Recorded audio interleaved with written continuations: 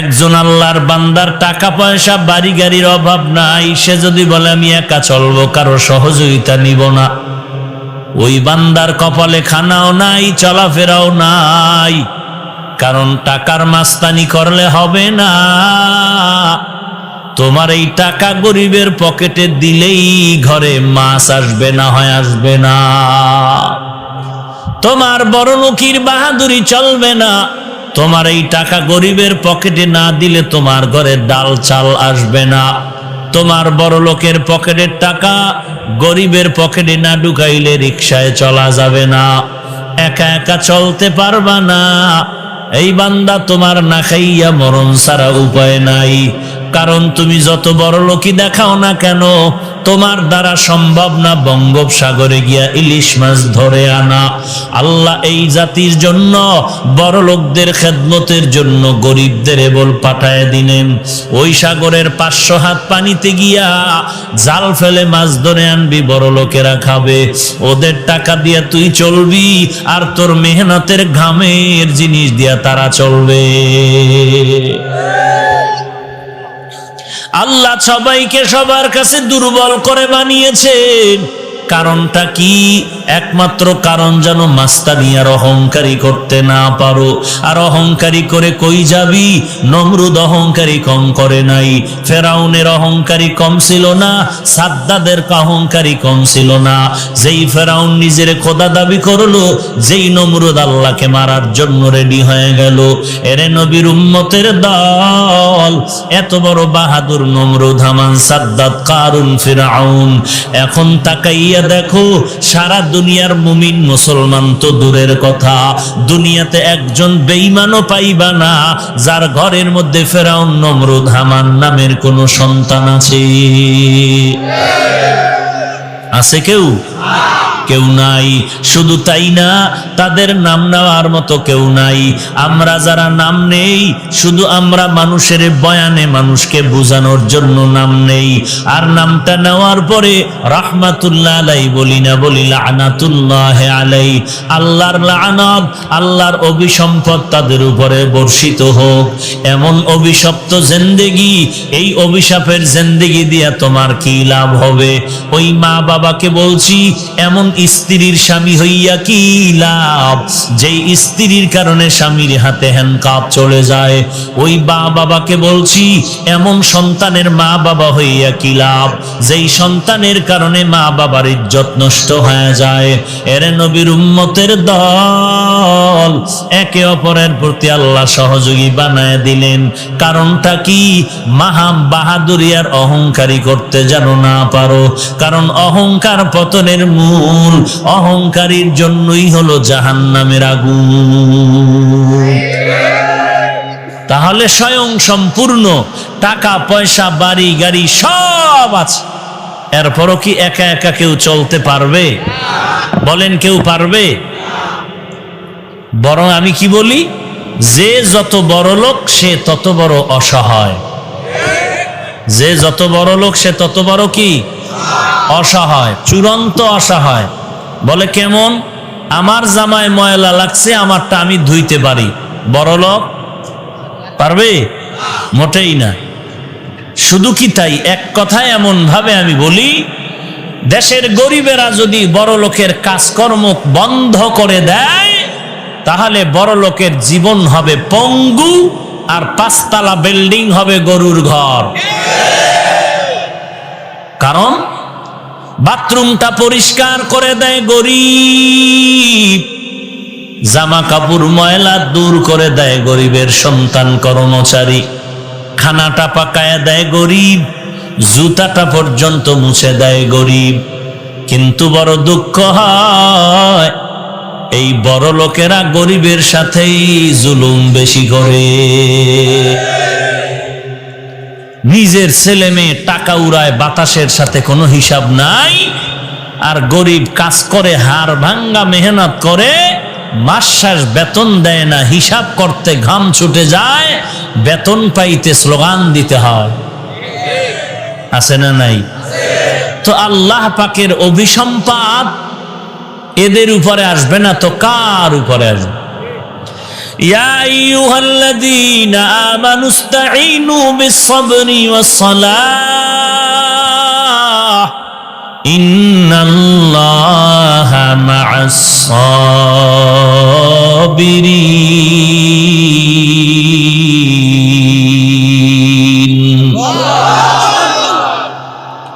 আল্লাহ তাআলা বলেন আমরা সবাই দুর্বল। এতক্ষণ আলোচনার দ্বারা কি বুঝাইতে পারলাম যে একা একা চলা অসম্ভব নাকি সম্ভব? শুধু কি দুনিয়ার লাইনে, আখিরাতের লাইনও আরো কঠিন ব্যাপার।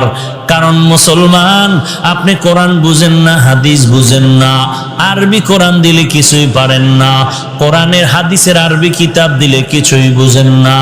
অতএব আপনি যদি দ্বীন ও ইসলামের পথে চলতে চান, একজন মুরব্বী আল্লাহওয়ালা ছাড়া চলা সম্ভব নয়।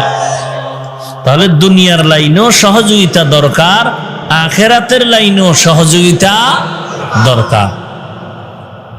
আল্লাহ বলেন সহযোগিতা ছাড়া চলতে পারবা না, ঠিক। এখন প্রশ্ন হলো সহযোগিতা কার থেকে নিব, এটাও নির্ণয় করতে হবে। অবশ্য আমি যদি আপনাদেরকে এখন জিজ্ঞেস করি কার থেকে সহযোগিতা নিবেন, আপনারা চার হাত পা উঁচু করে বলবেন, কেন হুজুর আপনি কি ভুলে গেছেন আল্লাহর থেকে নিব? সবাই চিৎকার করে বলবেন সহযোগিতা তো আল্লাহর থেকে নিব। আমি আপনাদের জিজ্ঞাসা কেন করি না? কারণ আপনার এই দাবিটা অন্তরের দাবি না। কারণ অন্তরের যদি দাবি হইতো যে সাহায্য আমি আল্লাহর থেকে নিব, তাহলে 30 বছর আগেই এই জমিন থেকে সুদী কারবারি আর এনজিওরা পালিয়ে যেত। অথচ সুদ খাচ্ছে, নিজের আপন গর্ভধারিণী মায়ের সাথে জিনার গুনাহ করতেছে। খুব খুশির কথা। হায় হায় হায়, যারা সুদের সাথে জড়িত, নামাজ পড়লে কবুল হবে না, রোজা রাখলে কবুল হবে না, হজ করলে কবুল হবে না, খতম পড়লে কবুল হবে না, 5 তলা মসজিদ বানাইলে একটা সওয়াবও পাবে না, কোটি টাকা মাদ্রাসায় দান করলে 1 বিন্দু সওয়াব পাবে না। আল্লাহর কোরআন বলে তওবা না করে যদি মরে যাও, চিরস্থায়ী জাহান্নাম তোমার জন্য রেডি। বাংলা পারেন না? বাংলা ও ভাই, বাংলা পারেন? তাহলে সূরাটার নাম সূরা বাকারা। আলিফ লাম মিম, যালিকাল কিতাবু লা রাইবা ফীহি হুদাল লিল মুত্তাকিন। এই সূরাটার নাম সূরা বাকারা, আয়াত নাম্বার 275। বাংলা কোরআনের তাফসীর আছে, পড়ে দেখবেন। তাফসীরের নামও বলে দেই, মাআরিফুল কোরআন বাংলা তাফসীর। এরপরে নূরুল কোরআন বাংলা কোরআনের তাফসীর, তাফসীরে ইবনে কাসির বাংলা তাফসীর। সূরার নাম সূরা বাকারা, আয়াত নাম্বার 275। আগে পেছনের অনেকগুলো আয়াত সুদের ব্যাপারে আছে, আমাকে কিছু বলার দরকার নাই। বিস্তারিত ব্যাখ্যা ওই সুদের আয়াতগুলো পড়িয়া তারপরে দেখেন কি পরিমাণ অপরাধের মধ্যে আপনি জীবনটা কাটাইতেছে। আলহামদুলিল্লাহিল্লাযী জাআলাশ শামসা ওয়াল কমারা বিহিসবান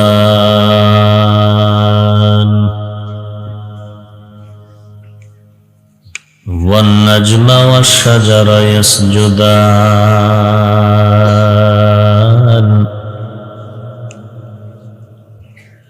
ওয়া ফাদ্দালা জামানান আলা জামান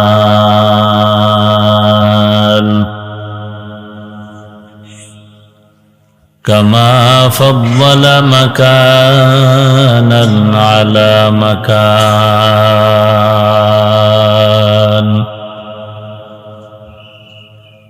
وإنسانا على إنسان ونشهد أن لا إله إلا الله وحده لا شريك له لا ضد له ولا ند له ولا مثل له ونشهد أن سيدنا وسندنا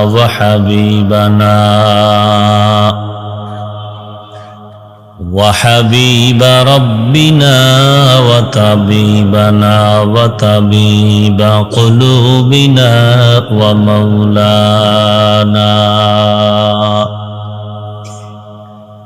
ومولانا محمدا عبده ورسوله صلى الله تعالى عليه وعلى آله وأصحابه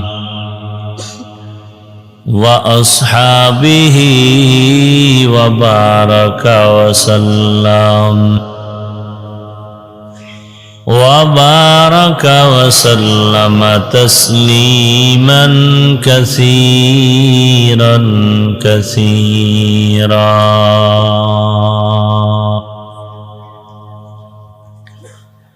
الذي أرسله الله تعالى بالحق بشيرا ونذيرا وداعيا إلى الله بإذنه وسراجا منيرا أما بعد فأعوذ بالله من الشيطان الرجيم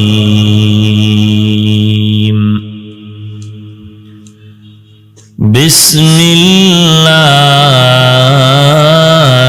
الرحمن الرحيم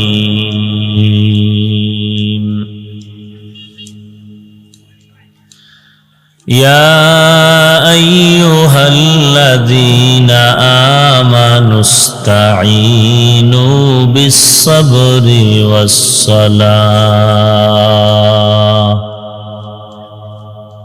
إن الله مع الصابرين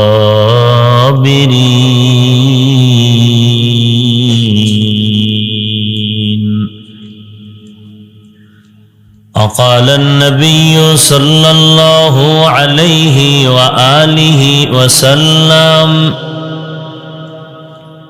من يرد الله به خيرا يصب منه أو كما قال النبي عليه الصلاة والسلام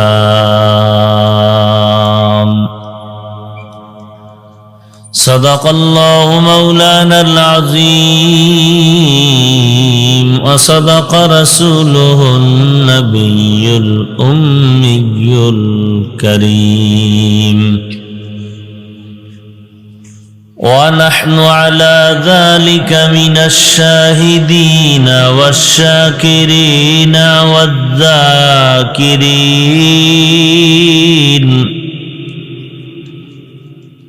والحمد لله رب العالمين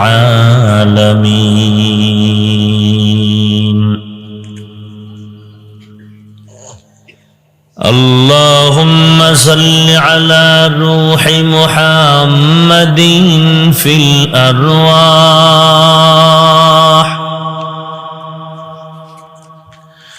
وصل على جسد محمد في الأجساد وصل على قلب محمد في القلوب وصل على قبر محمد في القبور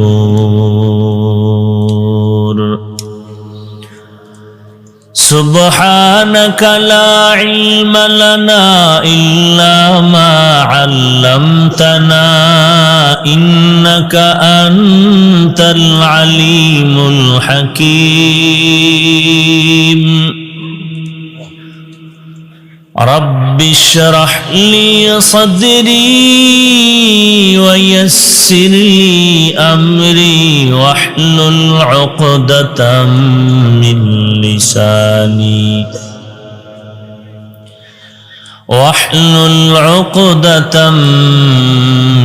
لساني يفقه قولي مقبول تو ہے شاز ہے قابل تو بہت ہے مقبول ہے شاز ہے قابل تو بہت ہے اینا کے مانندے تو نہیں دل تو بہت ہے ऐना के मानिंदे तू नहीं दिल तो बहुत है एक चश्मे ज़दन गाफिल जा शाह नबाशी एक चश्मे ज़दन गाफिल जा शाह नबाशी शायद के निगाह कुनदागाह नबाशी शायद के निगाह कुनदागाह नबाशी उल्फत में बराबर के वफा हो के जफा हो उल्फत में बराबर के वफा हो के जफा हो हर चीज में लज्जत है अगर दिल में मजा हो हर चीज में लज्जत है अगर दिल में मजा हो সংক্ষিপ্ত সময়ে কিছু কথা বলার নিয়তে কোরআনে হাকিমের একটি আয়াতে কারিমা তিলাওয়াত করেছে। বিশ্ব নবী শেষ নবী মহানবী শ্রেষ্ঠ নবী সাল্লাল্লাহু আলাইহি ওয়া আলিহি ওয়াসাল্লামের অসংখ্য অগণিত অমীয় বাণী পবিত্র হাদিস শরীফের মধ্য থেকে একটি হাদিসের অংশ পড়েছে। আয়াত ও হাদিসের আলোকে ইখলাস রুহানিয়াতের সমন্বয় কিছু কথা আমাকে বলার মতো আপনাদেরকে শুনবার মতো হিম্মত ধৈর্য তৌফিক আল্লাহ পাক দান করুন।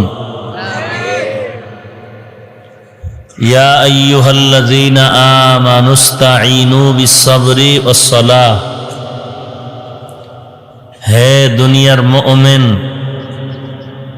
ধনী গরিব শিক্ষিত অশিক্ষিত আলেম ও আওয়াম নারী ও পুরুষ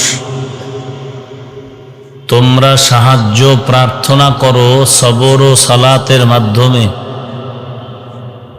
ইন্নাল্লাহা মা'আস সাবিরিন নিশ্চিত আল্লাহ পাক সাবিরিনদের সাথেই থাকেন। রাসূলুল্লাহ সাল্লাল্লাহু আলাইহি ওয়া আলিহি ওয়াসাল্লাম ইরশাদ করেন মান ইউরিদিল্লাহু বিহি খায়রান ইউসিব মিন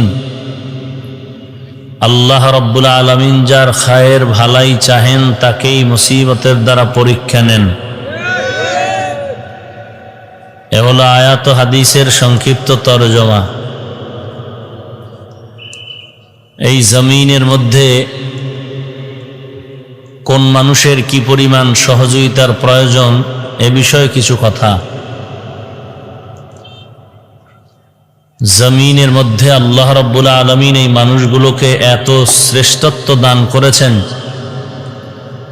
গোটা সৃষ্ট জগতের মধ্যে মানব জাতি শ্রেষ্ঠ।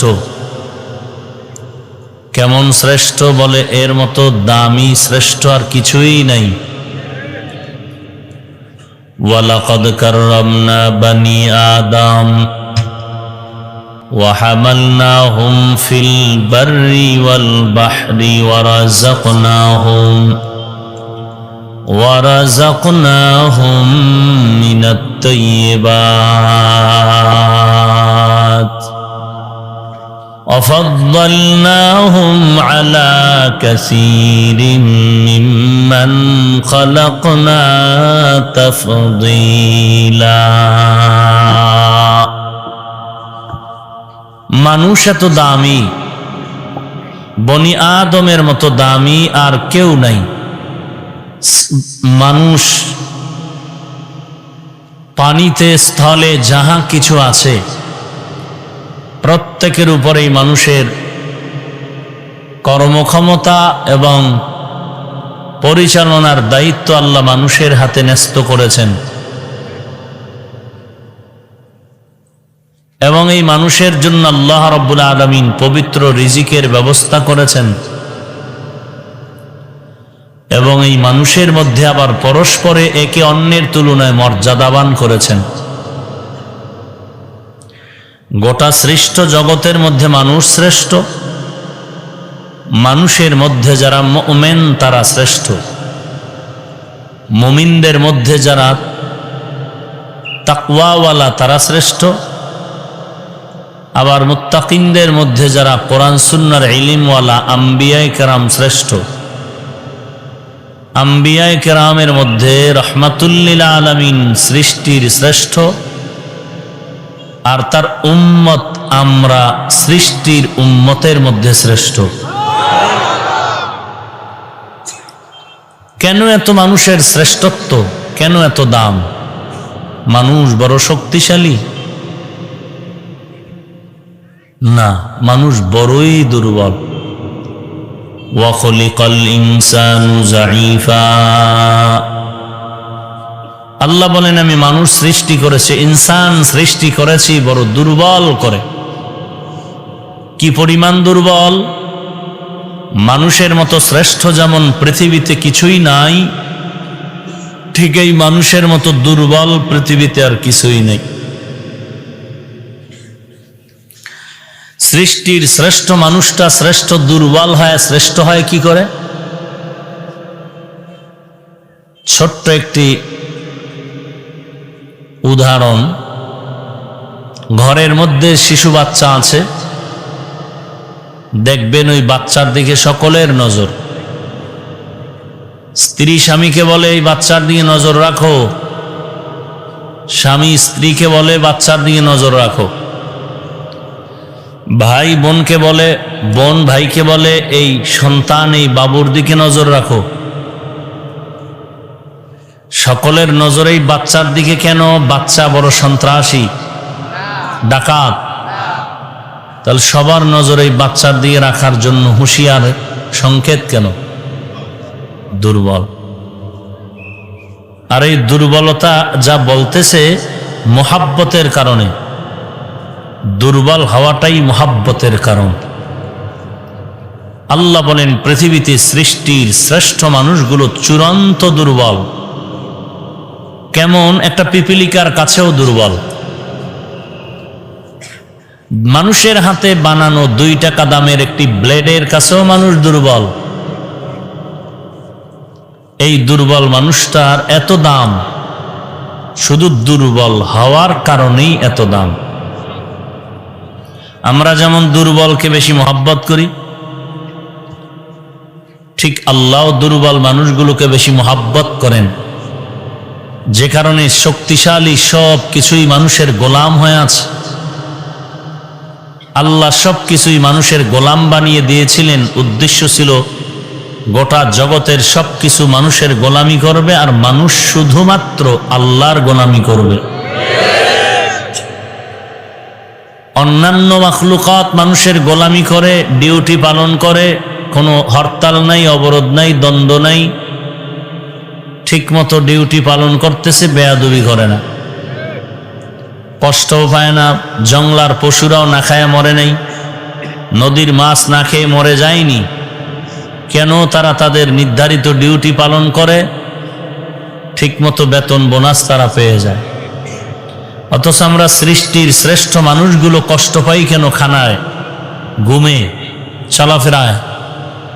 একমাত্র কারণ আমাদের যে ডিউটি দেওয়া হয়েছিল সে ডিউটি আমরা ঠিকমতো পালন করি না।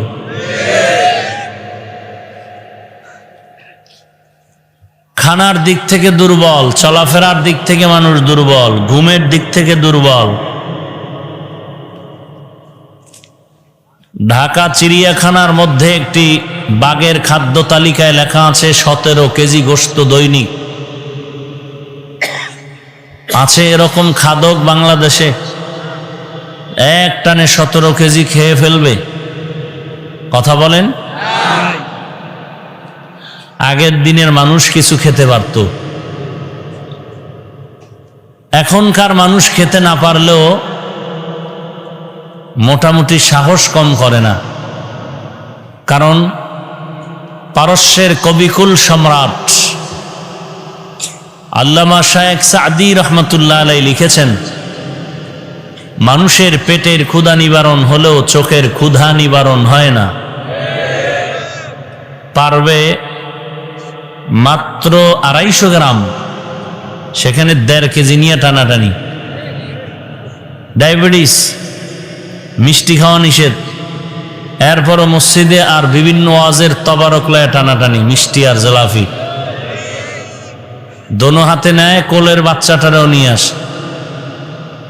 এক পটলা বেশি ভাবে, কম পাইলে এই মসজিদে আর নামাজই পড়বে না, অথচ ডাক্তার বলছে মিষ্টি খাওয়া নিষেধ।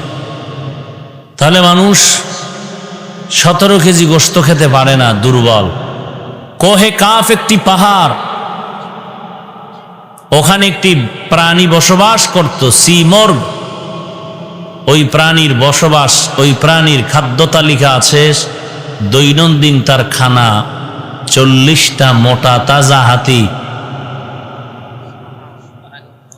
দৈনন্দিন কয়টা হাতি? দুর্বল না মোটা তাজা? মহাসমুদ্রের ভেতরে নীলতিমি আছে, এক একটি নীলতিমির দৈনন্দিন খানার তালিকা আছে 1000 কেজি চিংড়ি মাছ। একটা প্রাণীও না খেয়ে মরেনি। আমরা মানুষ কেন মরে যাচ্ছি না খেয়ে, কষ্ট পাই? একমাত্র কারণ ডিউটি ঠিকমতো পালন না করার। এই দুর্বল মানুষ মেধার দিকে দুর্বল। একটা চড়ুই পাখি বাসা বাঁধে তাল গাছে, কেন? তার মেধা, তার রাডারে ধরা পড়েছে তাল গাছ সহসায় ভাঙবে না, যত সিডর আসুক না কেন, ওটাই তার নিরাপদ জায়গা। কিন্তু মানুষ তার দুনিয়া আখেরাতের নিরাপদ জায়গার সন্ধান নিল না। যখন যা মনে চায় তাই করতেছে। কি হবে মরণে, কি হবে হাসরে কবরে চিন্তা নাই।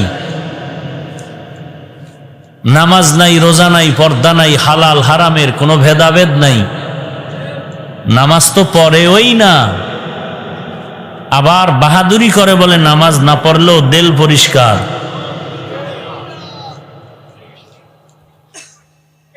কত বড় নিমক হারাম!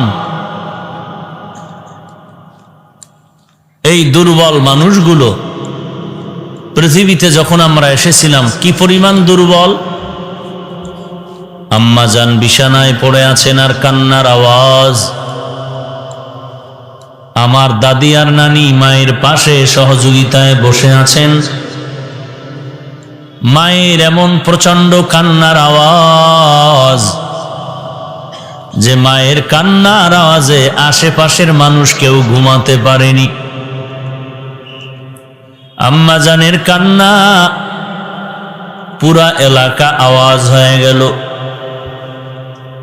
প্রসব বেদনার কান্নার আওয়াজ। মায়ের একদিন আর দুদিন না, এই কান্না চলে সপ্তাহ পর্যন্ত। কান্না, খানা নাই, ঘুম নাই।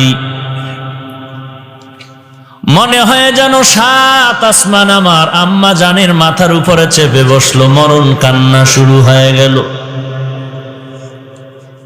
আম্মা জানের কান্নার অবস্থা দেখে কেউ সহ্য করতে পারে না। অন্যের চোখেও কেমন যেন পানি টলমল করে। আমার দাদি আর নানি আম্মা জানের পাশে বসে আছে আম্মা জানের সহযোগিতা করার জন্য। কান্নার এক পর্যায়ে আম্মা জান আমার আব্বাকে গোপনে ডেকে বললেন, ও স্বামী আমার, আমার দাবিটা ছেড়ে দাও, তোমার ঘরে এসে ঠিক মতো খেদমত করতে পারি নাই, মনে হয় আমি আর বাঁচবো না, মাফ করে দাও। আমার আব্বা যেন কান্না করে মায়ের হাতটা ধরে বলেছিল, ধৈর্য ধারণ করো, সাবিরিনদের সাথে আমার আল্লাহ আছেন। আম্মা জান বলে, ধৈর্য তো 10 মাস পর্যন্ত ধরেছে, সন্তানের ব্যথার কারণে কত খানার প্লেট নিয়ে খানা ঠেলে ফেলে দিয়েছি, খেতে পারিনি, সন্তানের কারণে কত রাত বালিশে মাথাটা লাগাইছি ঘুমানোর জন্য, এক ফোঁটা ঘুম আমি ঘুমাতে পারিনি, আর কত ধৈর্য ধারণ করব, আর আমি সহ্য করতে পারি না, মাফ করে দাও। মা এতটাই যে দুর্বল, যখন আল্লাহর করুণায় জমিনে আমি আগমন করতেছি, মা বেউসায় মাটির মধ্যে পড়ে আছিলেন। আমার দাদি আর নানি আমাকে ধরে পরিচ্ছন্ন করে আম্মাকে বললেন, ওরে তাকায় দেখ, ফুটন্ত গোলাপের চেহারাটার নজর দিয়া তাকায় দেখ। আম্মা জান একটু স্বস্তির নিঃশ্বাস ফেলে আমার দিকে একটা নজর দিয়ে কেমন যেন 7 আসমানের কষ্ট দূর হয়ে গেল। এবার বলে, উঠে বসো, বাচ্চাটার কান্না বন্ধ করার জন্য দুধের ব্যবস্থা করে দাও। আম্মা জান দুধ দেয়, আমি গালের মধ্যে নেই, পড়ে যায়, গিলতে পারি না, খেতেও জানি না।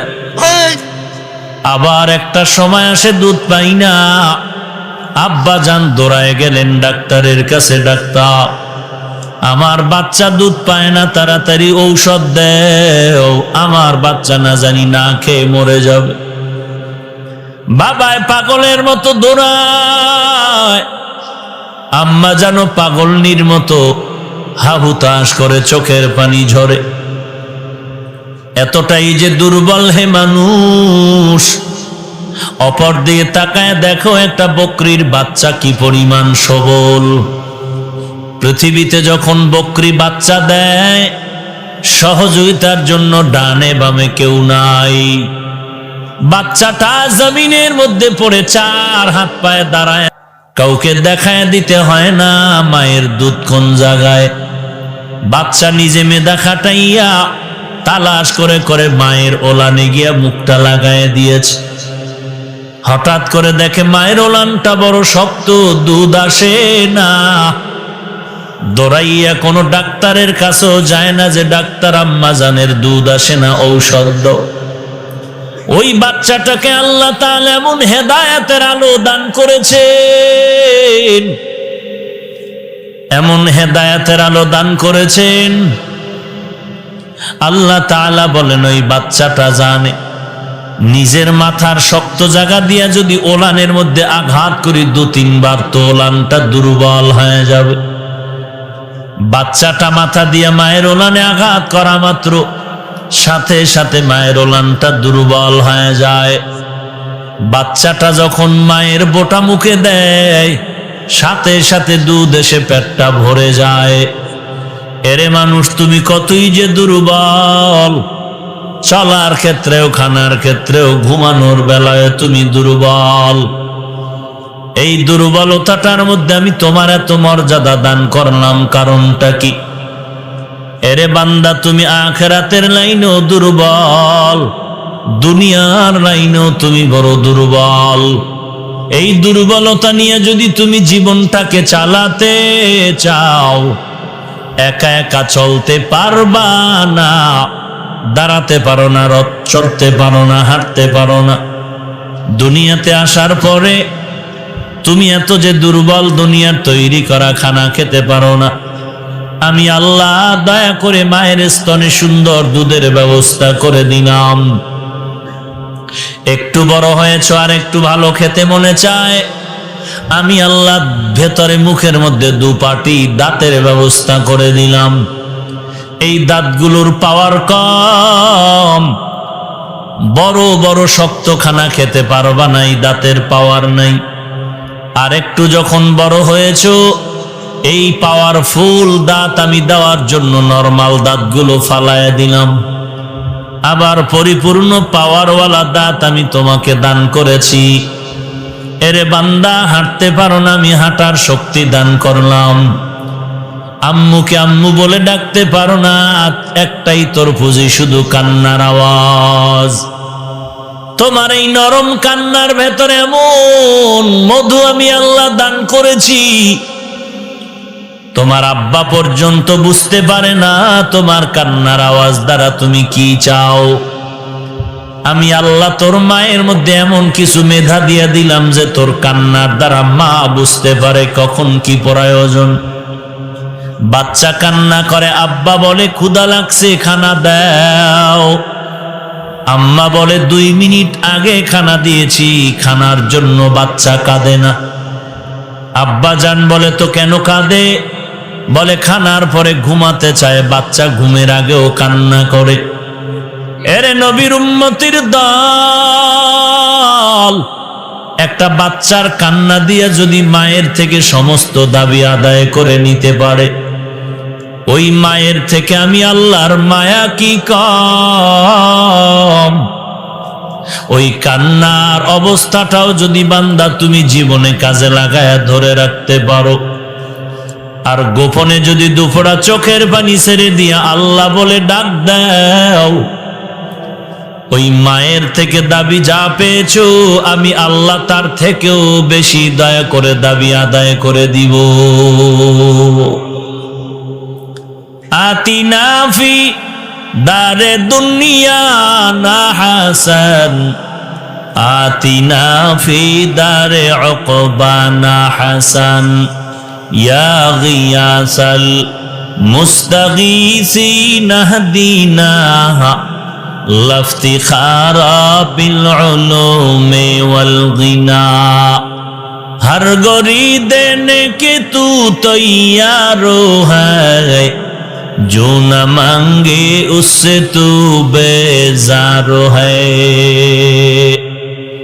এরে বান্দা, তুমি এতটাই যে দুর্বল, একা একা চলতে তুমি পারবা না।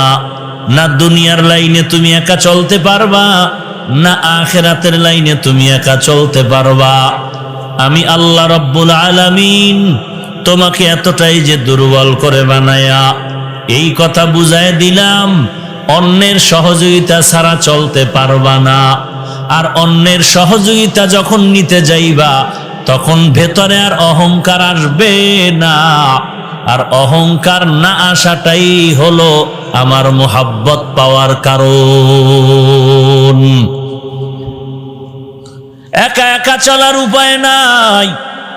একজন আল্লাহর বান্দার টাকা পয়সা বাড়ি গাড়ির অভাব নাই, সে যদি বলে আমি একা চলবো, কারো সহযোগিতা নিব না, ওই বান্দার কপালে খানাও নাই, চলাফেরাও নাই। কারণ টাকার মাস্তানি করলে হবে না। তোমার এই টাকা গরিবের পকেটে দিলেই ঘরে মাছ আসবে না, হয় আসবে না। তোমার বড়লোকির বাহাদুরি চলবে না। তোমার এই টাকা গরিবের পকেটে না দিলে তোমার ঘরে ডাল চাল আসবে না। তোমার বড় লোকের পকেটের টাকা গরিবের পকেটে না ঢুকাইলে রিকশায় চলা যাবে না, একা একা চলতে পারবা না। এই বান্দা, তোমার না খাইয়া মরণ ছাড়া উপায় নাই। কারণ তুমি যত বড় লোকই দেখাও না কেন, তোমার দ্বারা সম্ভব না বঙ্গোপসাগরে গিয়া ইলিশ মাছ ধরে আনা। আল্লাহ এই জাতির জন্য, বড় লোকদের খেদমতের জন্য গরিবদের এবল পাঠায় দিলেন। ওই সাগরের 500 হাত পানিতে গিয়া জাল ফেলে মাছ ধরে আনবি, বড় লোকেরা খাবে। ওদের টাকা দিয়া তুই চলবি, আর তোর মেহনতের ঘামের জিনিস দিয়া তারা চলবে। আল্লাহ সবাইকে সবার কাছে দুর্বল করে বানিয়েছেন। কারণটা কি? একমাত্র কারণ যেন মাস্তানিয়ার অহংকারী করতে না পারো। আর অহংকারী করে কই যাবি? নমরুদ অহংকারী কম করে নাই, ফেরাউনের অহংকারী কম ছিল না, সাদ্দাদের অহংকারী কম ছিল না। যেই ফেরাউন নিজের খোদা দাবি করলো, যেই নমরুদ আল্লাহকে মারার জন্য রেডি হয়ে গেল। এরে নবীর উম্মতের দল, এত বড় বাহাদুর নমরুদ, হামান, সাদ্দাত, কারুন, ফিরাউন। এখন তাকাইয়া দেখো, সারা দুনিয়ার মুমিন মুসলমান তো দূরের কথা, দুনিয়াতে একজন বেঈমানও পাইবা না যার ঘরের মধ্যে ফেরাউন, নমরুদ, হামান নামের কোন সন্তান আছে? আছে কেউ? কেউ নাই। শুধু তাই না, তাদের নাম নেওয়ার মতো কেউ নাই।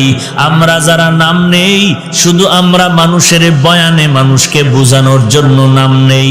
আর নামটা নেওয়ার পরে রাহমাতুল্লাহ আলাই বলি না, বলি লানাতুল্লাহ আলাই। আল্লাহর লানাত, আল্লাহর অভিসম্পদ তাদের উপরে বর্ষিত হোক। এমন অভিশপ্ত জিন্দেগি, এই অভিশাপের জিন্দেগি দিয়া তোমার কি লাভ হবে? ওই মা বাবাকে বলছি, এমন স্ত্রীর স্বামী হইয়া কি লাভ যেই স্ত্রীর কারণে স্বামীর হাতে হ্যান্ডকাপ চলে যায়?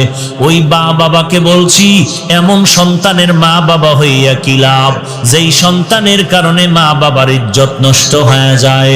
এর নবীর উম্মতের দল, একে অপরের প্রতি আল্লাহ সহযোগী বানায় দিলেন। কারণটা কি? মাহা বাহাদুরি আর অহংকারী করতে যেন না পারো। কারণ অহংকার পতনের মূল, অহংকারীর জন্যই হলো জাহান্নামের আগুন। তাহলে স্বয়ং সম্পূর্ণ টাকা পয়সা বাড়ি গাড়ি সব আছে, এরপরও কি একা একা কেউ চলতে পারবে? বলেন, কেউ পারবে?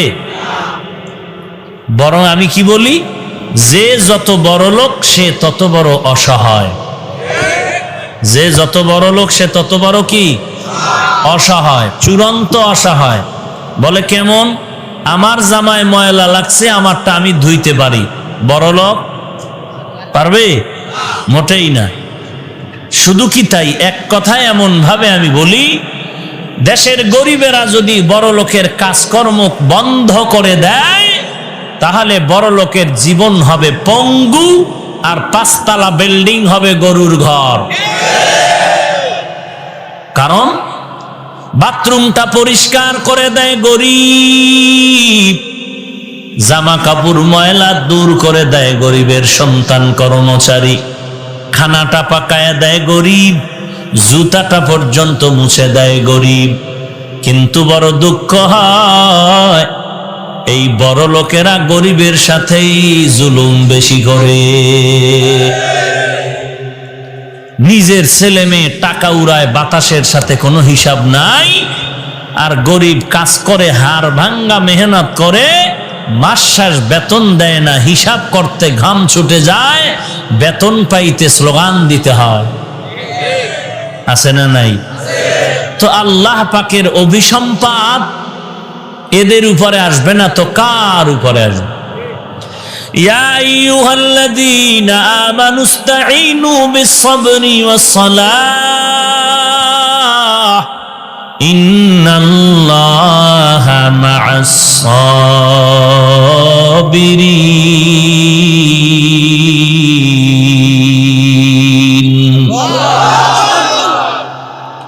আল্লাহ তাআলা বলেন, আমরা সবাই দুর্বল।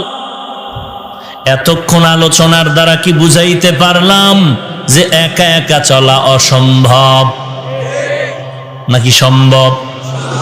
শুধু কি দুনিয়ার লাইনে, আখিরাতের লাইনও আরো কঠিন ব্যাপার। কারণ মুসলমান, আপনি কোরআন বুঝেন না, হাদিস বুঝেন না, আরবি কোরআন দিলে কিছুই পারেন না, কোরআনের হাদিসের আরবি কিতাব দিলে কিছুই বুঝেন না। অতএব আপনি যদি দ্বীন ও ইসলামের পথে চলতে চান, একজন মুরব্বী আল্লাহওয়ালা ছাড়া চলা সম্ভব নয়। তাহলে দুনিয়ার লাইনেও সহযোগিতা দরকার, আখিরাতের লাইনেও সহযোগিতা দরকার। আল্লাহ বলেন সহযোগিতা ছাড়া চলতে পারবা না, ঠিক। এখন প্রশ্ন হলো সহযোগিতা কার থেকে নিব, এটাও নির্ণয় করতে হবে। অবশ্য আমি যদি আপনাদেরকে এখন জিজ্ঞেস করি কার থেকে সহযোগিতা নিবেন, আপনারা 4 হাত পা উঁচু করে বলবেন, কেন হুজুর আপনি কি ভুলে গেছেন আল্লাহর থেকে নিব? সবাই চিৎকার করে বলবেন সহযোগিতা তো আল্লাহর থেকে নিব। আমি আপনাদের জিজ্ঞাসা কেন করি না? কারণ আপনার এই দাবিটা অন্তরের দাবি না। কারণ অন্তরের যদি দাবি হইতো যে সাহায্য আমি আল্লাহর থেকে নিব, তাহলে 30 বছর আগেই এই জমিন থেকে সুদি কারবারি আর এনজিওরা পালিয়ে যেত।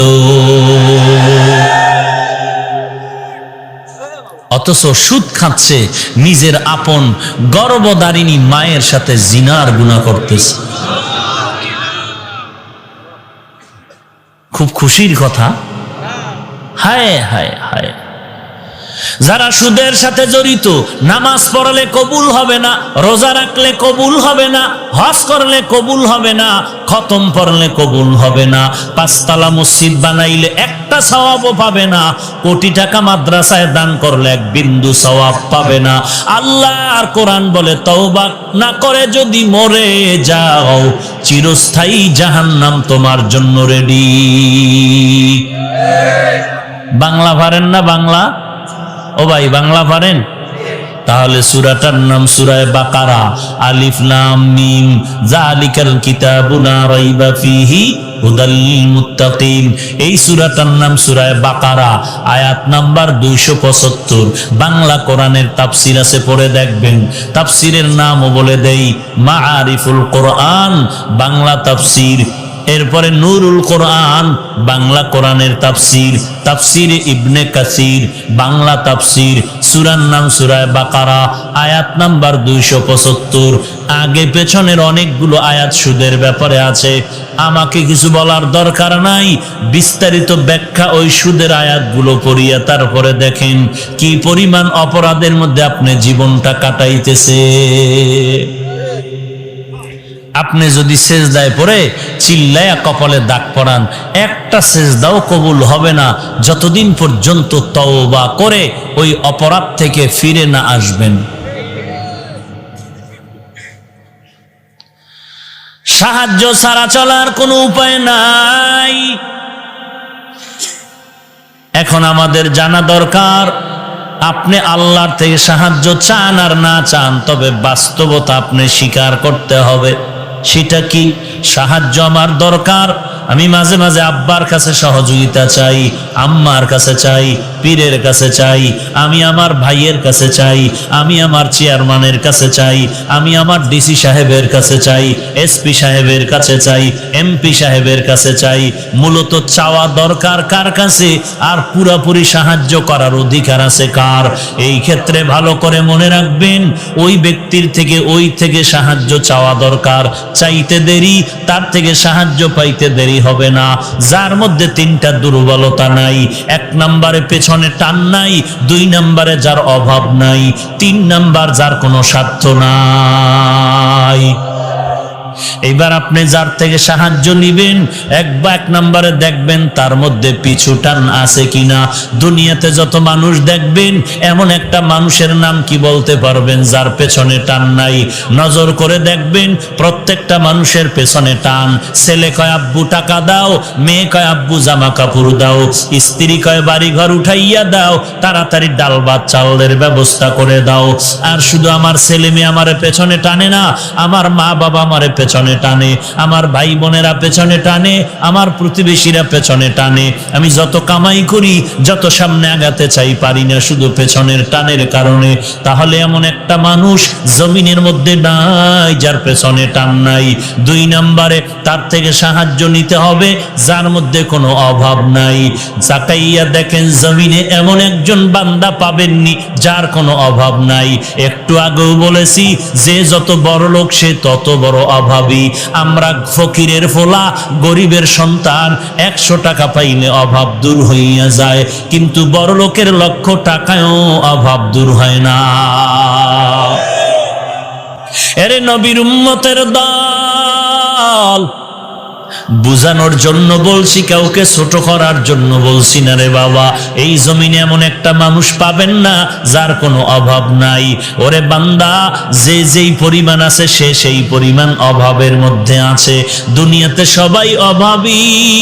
ওরে বান্দা, একজন মানুষ পাবেন না যার অভাব নাই। নিজের পেটের ক্ষুধা নিবারণ না হলে অন্যের পেটের ক্ষুধা নিবারণের চিন্তাও করতে পারে না। যে কারণে অনেকে স্লোগান দেয়, কেউ খাবে কেউ খাবে না, তা হবে না, তা হবে না। স্লোগান দিয়া এমন ভাবে দরজা আটকায় জনমের মতো খায়, গরিবের খবর নেয় না। আছে না নাই? মাইকের সামনে স্লোগান দেয়, কেউ খাবে কেউ খাবে না, তা হবে না। কিন্তু তাকাইয়ে দেখি ওই বড় লোক বাবার নামে মায়ের নামে বিশাল খানার আয়োজন, 13টা গরু জবাই দিল, 14টা মহিষ জবাই দিল, বিশাল প্যান্ডেল সাজাইলো। একটা গরিবের জায়গা প্যান্ডেলের মধ্যে নাই। সমাজের ভিআইপি বেনামাজি গুলো সব প্যান্ডেলের ভিতরে ঢুকাইছে। গরিবরা চারদিকে ঘুরতেছে, বলে কাছে আসবি না, খানার পরে যা থাকবে তা খায়া চলে যাবি।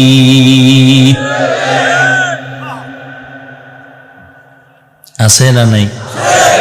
সবাই কি খারাপ নাকি? মানুষের প্রত্যেকটা কথার মধ্যে কিন্তু আছে। কি আছে? সবাই খারাপ, কিন্তু কিছু মানুষ ভালো, কিছু মানুষ। এজন্যই পৃথিবীটা এখনো অক্ষত আছে, না ধ্বংস হয়ে যাবে। মাঝে মাঝে যেই গজব আইয়ে, বাঁচার তো কোনো উপায়ই দেখা যায় না। এরপরও কোন দিক থেকে যে বেঁচে গেলাম, অবশ্যই কোনো না কোনো ভালো মানুষের দোয়া আমরা বেঁচে আছি। বুঝেন না ভাইরা আমার? সাবধান, অভাব ছাড়া কেউ নাই। দুনিয়ার সবাই অভাবী। 3 নাম্বার দেখতে হবে, যার থেকে সাহায্য নিব তার কোনো স্বার্থ আছে কিনা। দুনিয়াতে এমন একজন বান্দা খুঁজে বের করতে পারবেন যার কোনো স্বার্থ নাই? পাবেননি? তাল মিলেন না, একটু চিন্তা করে বলেন। স্বার্থ নাই এমন একজন পাবেন? পীর সাহেব, কোটিপতি, পৃথিবীর শ্রেষ্ঠ ধনী, শ্রেষ্ঠ স্বার্থপর, জনমের মতো খায়। বিল্ডিং একটা হয় না আরেকটা, আরেকটার পর আরেকটা, আরেকটার পর আরেকটা, 10 তলা 20 তলা 40 তলা। বাংলাদেশ, ভারত, ইন্ডিয়া বাড়ি করলো, হয় নাই। সিঙ্গাপুরে লাগবে, হয় নাই। দুবাই লাগবে, হয় নাই। মানে ওরে পুরা দুনিয়া যদি প্যাডের ভিতরে ঢুকায় দেয়, বলবে আর এক দুনিয়া চাই। সবাই স্বার্থপর। বড় দুঃখ। চিন্তা ভাবনা করে একটা জায়গায় গিয়া চুপ হয়ে গেছিলাম। মনে মনে চিন্তা করে সিদ্ধান্ত নিলাম, আমার আব্বা জানার আম্মা জানের কোনো স্বার্থ নাই। কিন্তু হঠাৎ করে বাংলার জমিনে কি দেখলাম, স্বার্থের টানে আম্মা জান আব্বা জান সন্তানের জবাই করে ফেলেছে। কথা বলেন না কেন? মিথ্যা? স্বার্থের টানে মা বাবাকে মারে, বাবায় মাকে মারে, স্ত্রী স্বামীকে হত্যা করে, স্বামী স্ত্রীকে হত্যা করে, সন্তান মা বাবারে জবাই দেয়, মা বাবা সন্তানের জবাই করে। স্বার্থের টানে পড়িয়া কেমন বেহায়া বেলাজা বেশরমা বাবা নিজের আপন মেয়েটারে হোটেলে ঢুকায় কয়, আজকের জন্য তুই আমার স্ত্রী। স্বার্থপর ছাড়া কেউ নাই, পিছু টান ছাড়া কেউ নাই, অভাবী ছাড়া জমিনের মধ্যে কেউ নাই। এই 3টা দুর্বলতা যার মধ্যে আছে তার থেকে সাহায্য চাইতে পারো, পাওয়ার আশা নাই। কিন্তু এই 3টা দুর্বলতা যার নাই, কসম আল্লাহর, সেই পারবে তোমার আশা পূরণ করতে। খুঁজে খুঁজে দেখো, এই 3টা দুর্বলতা নাই একজন, আর তিনি হলেন আমার আল্লাহ। ইয়া আইয়ুহান নাস